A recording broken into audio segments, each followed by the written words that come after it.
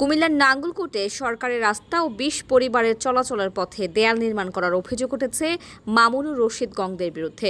বৃহস্পতিবার সকালে পৌরসভার খান্নাপাড়া গ্রামের আলী আক্কাস ও মামুনুর রশিদের বাড়ির সামনে দেয়াল নির্মাণের কাজ চালিয়ে যাচ্ছে ১০ থেকে ১৫ জন শ্রমিক।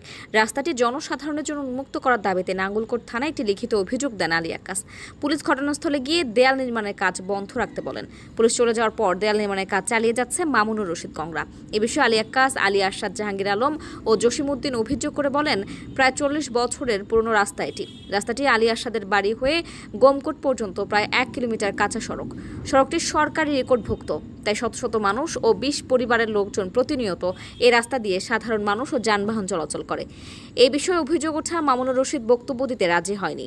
নাঙ্গলকোট থানার ওসি আরিফুর রহমান বলেন, লিখিত অভিযোগ পেয়ে পুলিশ ঘটনাস্থল পরিদর্শন করে উভয় পক্ষকে শৃঙ্খলা রক্ষা করতে বলা হয়েছে।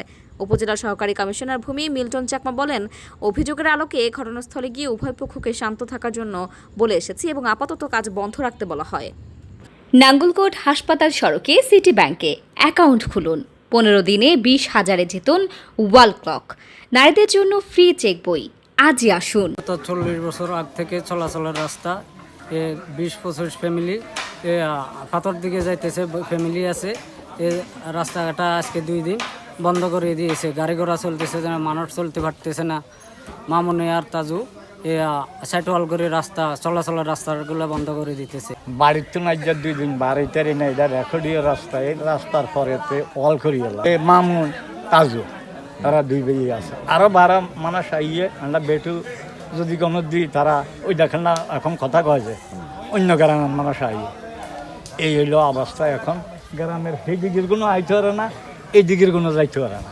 আমার আজ 2 দিন ওই এখন সিএমপি গাড়ি নিয়ন কোনো যাইতে পারে না, তারা এইবার করে দিচ্ছে।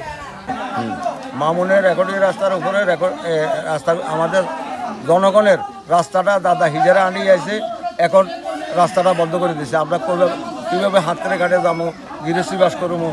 এখন আমাদের প্রশাসনও আইছে, সাংবাদিকও আনছে, এরা সরাসরি দেখতেছে রাস্তাটা।